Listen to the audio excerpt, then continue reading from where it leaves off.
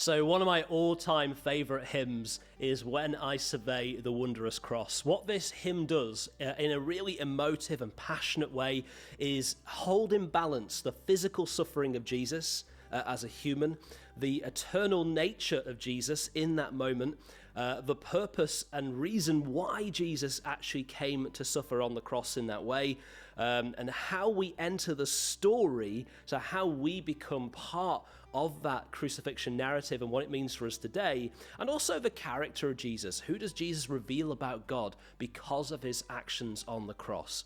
And it's Good Friday today, and it's incredibly important when we ourselves tell the story of the crucifixion, that we hold the same things in balance, that we hold together the human sacrifice of Jesus, the divine sacrifice of Jesus, the purpose, the reason why Jesus came, how we enter into that story, and who is Jesus anyway? Who is Jesus as God in doing these things? And one of the things we've got to be incredibly careful with is over or under-emphasizing one of these aspects, breaking the balance. If instead we were decided to over-emphasize the divine aspect of what happened at the cross and sort of ignore the other bits or dial up so far that the other bits are kind of lost, then you end up with a God who kind of pretended to suffer on the cross, a little bit like Gnosticism, like Docetism. He's pretending to suffer, he's not really suffering, and he's not really connecting with the human problem that needs a human solution. But if you were to dial up the human aspect and dial down all the other bits, and what you end up with is nothing more than empathy. That I can really recognize that Jesus suffered human pain.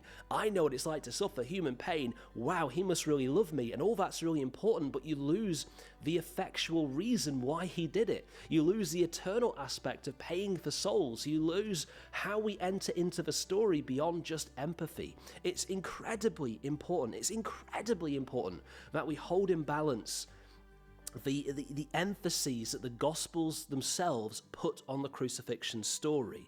The more you just pick a bit of it, like the God bit or the divine bit or how we enter into it bit, the more we just pick a bit and dial that up through our illustrations or how we tell the story, the more we lose other bits. And this is one of the reasons I will not show the movie The Passion of the Christ to my teenagers. Let's just say for an example that you were trying to tell the story of the flogging scene, the scene just before the crucifixion of Jesus. Jesus is flogged and then crucified. And you said, oh, it was awful. It was like he got hit by a car multiple times for ages. As cars kept on driving into him and his body was just so broken. Obviously, cars didn't exist, that's a problem. But what you're doing there is you're overemphasizing the human suffering of Jesus to the point where all of a sudden the story doesn't make any sense anymore. But I thought his body wasn't broken. I thought he was carrying his cross. I thought there was a spiritual element. Where does that come in? All we have is this deep, painful trigger empathy with this idea of broken body and pain. That, I think, is exactly what the movie does. And so the movie says he was flogged. He was scourged, but it does more than that. In fact, it's his main scene. The most extended scene in the movie is the scourging or the flogging scene. And so what it depicts is Jesus was beaten around 100 times, lashed around 100 times over this rock and on the ground in various positions in public with a variety of torture implements. And the main implement was this whip, this scourge, this big piece of leather with bits of sort of bone and bronze maybe woven into it that literally tore his body to pieces. And people like to say, yeah, but that's historically accurate. That's what happened. It's incredibly important. We let teenagers know what really happened to Jesus, but it's not historically accurate. If you were to go on Google and type in what happened during Roman flogging, you actually do find a lot of Christian web pages, Christian archaeology web pages that talk about this scourge, that talk about these pieces of leather from ox hide and bits of bone and bronze sewn into them. And there's even diagrams and pictures of this thing. But what there isn't on these web pages is sources. Where did you get that information from? Where did you find it? It's echo chamber of websites repeating each other, using the same diagrams or making their own of this instrument of torture, which there is no evidence for in the ancient world. The closest thing I found on one of these Christian web pages was a Roman coin which depicts the Roman sun god Sol holding what they called a flagellate or a flagellate, this whip, and saying, "Look, this is what it was." They were very aware of this whip in the Roman times. It's on a Roman coin. You go, no.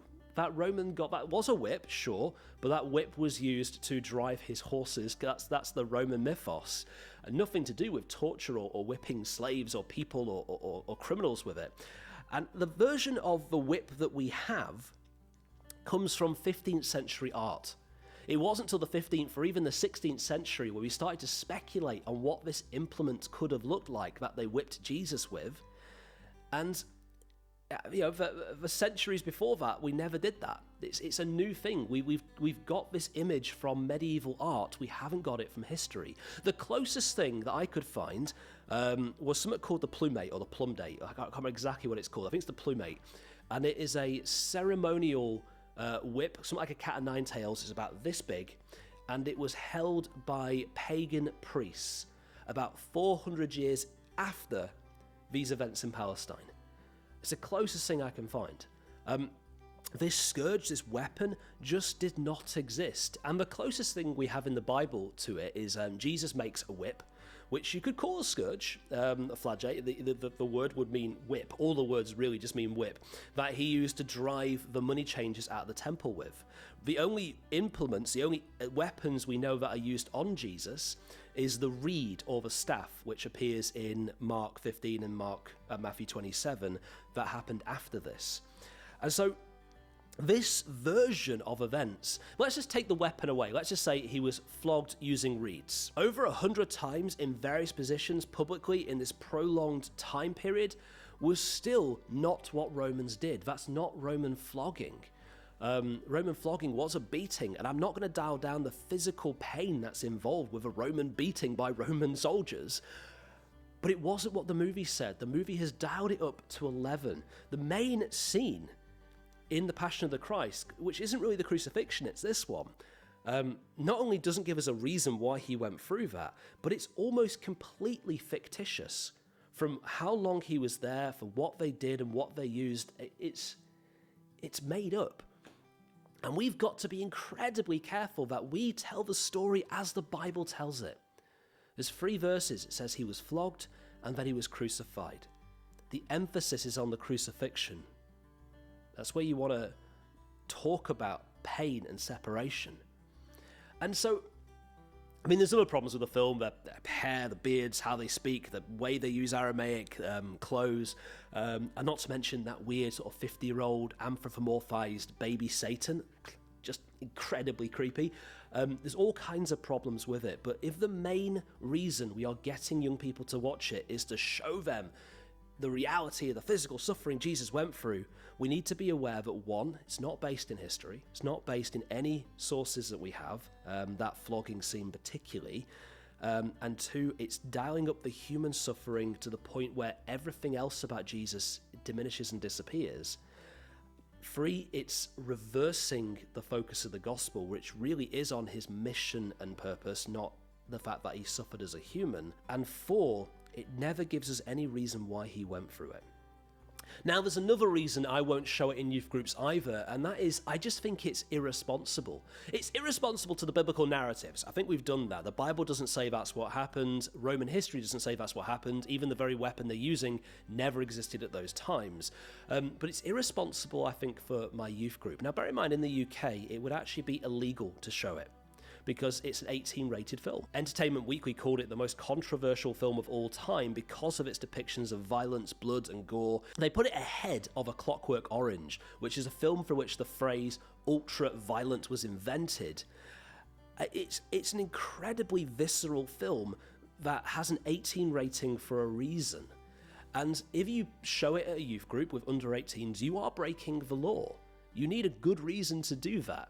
It's also, I believe, breaking your safeguarding policies. If you have a safeguarding policies that says we will not intentionally cause harm for young people or expose them to things that will, then I think you're potentially breaking that too. You have a duty of care over vulnerable young people, and your youth group contains, probably, like mine, variety of ages, variety of backgrounds, additional needs, mental health, all kinds of anxiety and trauma triggers, and you're showing them a film that might exacerbate all of those triggers. I think that film is rated 18 for a reason, and it's inappropriate to show it to people under the age of 18 just for an accuracy myth that doesn't really exist. And I want to add into that too, if you have shown it to your teenagers, if you're planning on showing it, are you seeking parental consent before you do it? Did you ask parents' permission if you could? Because a lot of parents have made a decision not to let their kids watch it until they're 18. Did you ask parents' consent? Because if you didn't, you're saying, me as a youth worker believe this is more important and carries more authority than the care and attention and authority of the parents. There's all kinds of problems with showing this film. So I want to really encourage you today, Good Friday of all days, please be respectful of the story. It's Jesus' story. It's our story. Don't muck about with it. Don't make it into something that it's not. We have to be incredibly wise and careful and honest to maintain the integrity of the original story, who Jesus is, what his character is, how we enter that story as people saved by grace through faith, to the mission of Jesus to come and draw people back to himself, to bring about this new creation through his death and resurrection, the eternal nature of that sacrifice as God and the just nature of the sacrifice as human. Please tell the story respectfully, tell it with hope, tell it with gratitude, tell it with faith. Please don't borrow from a very, honestly, weird Hollywood rendition of it. You've got the stories, you're the storyteller, you're in that moment, tell the story yourself. Yeah, and that's it. That's why I don't show Passion of the Christ to my kids. There's other reasons too, but and there's all kinds of historical problems with it, but I think mainly that's it. I don't think the Bible talks about the crucifixion the way that the story that Mel Gibson put together did.